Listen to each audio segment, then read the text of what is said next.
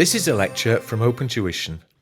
To benefit from the lecture, you should download the free lecture notes from opentuition.com. In chapters 2 through to chapter 11, we focused on the taxability of income. In chapters 2 to 10, so by far the vast majority of that work was involved with income tax. But also in chapter 11 there, we saw national insurance contributions, NICs as we know them, and they focused, of course, on two different types of our income. So both sources of earned income, they being employment income that we looked at in chapter 9, and also then trading income that we looked at, well, in several chapters, moving through from chapter 4 through to chapter 8 in its entirety.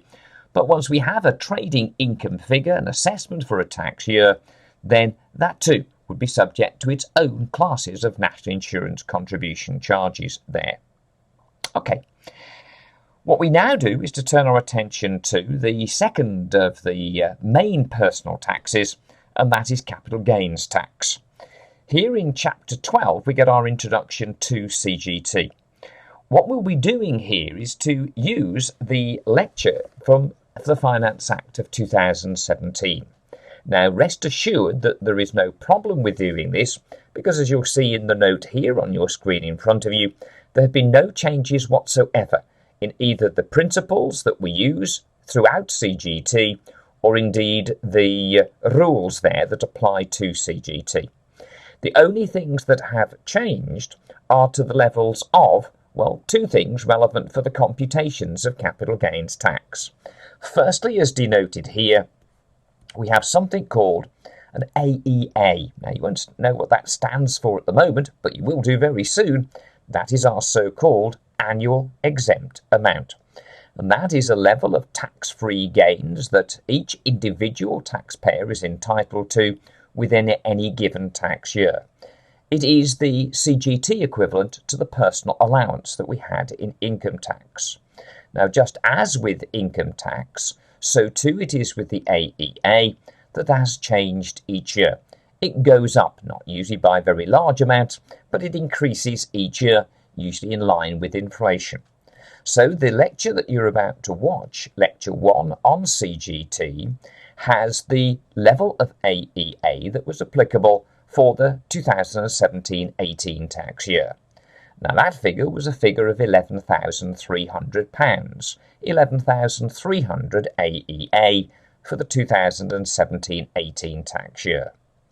What we now have in our Finance Act 2018 notes relevant for our examinations in the 2018 exams through to March 2019 there, so from June 2018 onwards. What we have was a level of AEA last year, 17-18, of 11,300, and now, as you'll see on your rates and allowances page, for the 18-19 tax year, it is increased to a figure of £11,700.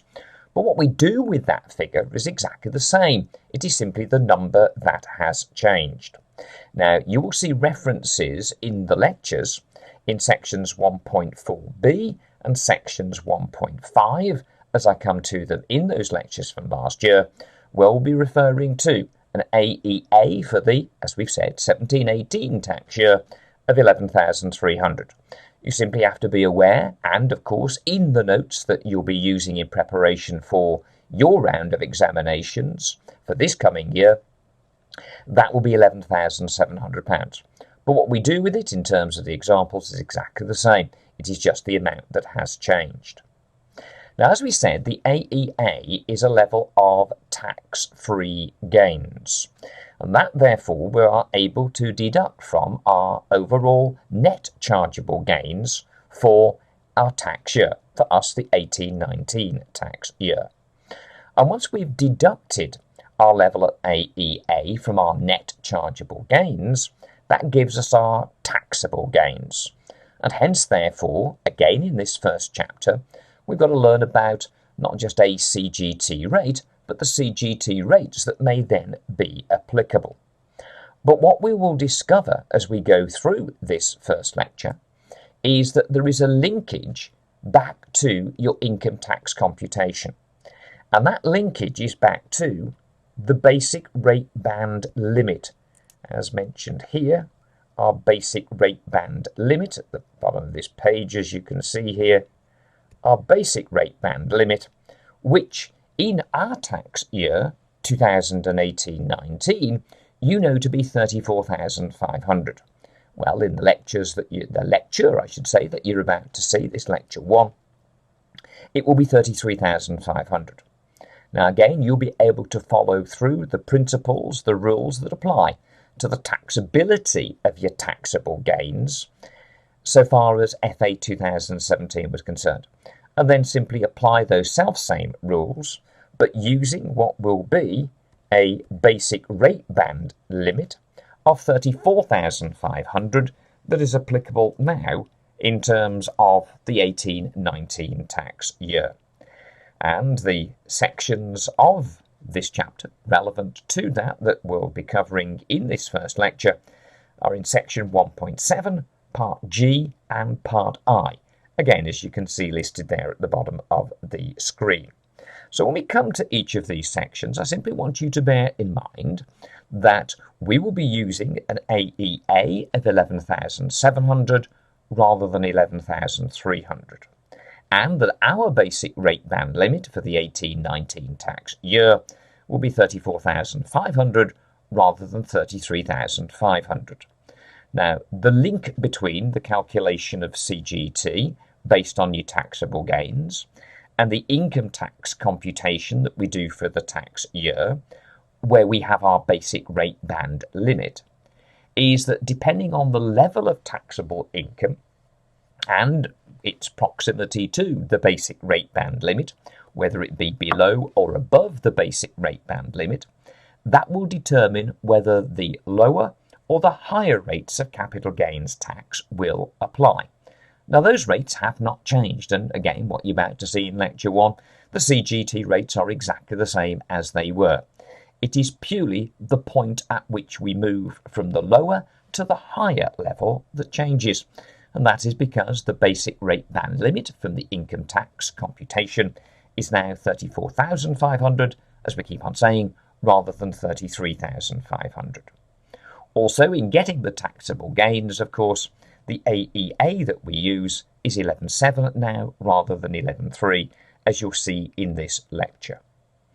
When we move to Lecture 2, that is mostly example-based. And that will be a newly recorded lecture where I'll take you through what are the examples in your Finance Act 2018 OT notes, our OpenTuition notes, that you, of course, are using in preparation for your examination. So that will be a newly recorded lecture using the updated examples. But again, where the only changes that have occurred are in terms of these two areas, the level of AEA and the basic rate band limit. When we get to Lecture 3, we will see then that is mostly Finance Act 2017, with a tiny little bit that is re-recorded in terms of Finance Act 2018. But again, I'll give you a brief intro to that lecture, so I'll remind you at that point about what changes there are when you review through Lecture 3 here in Chapter 12. In terms of Lecture 4, well, that is again going to be the Finance Act 2017 lecture that is used. No changes in the principles and rules that apply in relation to the so-called CGT reliefs. Huge area, and you'll be able to use the FA 2017 lecture, but you'll be able then to work the examples as they are within your FA 2018 notes. Okay, at this point, therefore, I'll leave this introduction, and you can get stuck into your first technical chapter on Chapter 12, Lecture 1, where again, you'll be looking at the FA 2017 lecture with just those two changes on AEA and basic rate band limit to keep in your heads and reference as you come to those sections as you see here.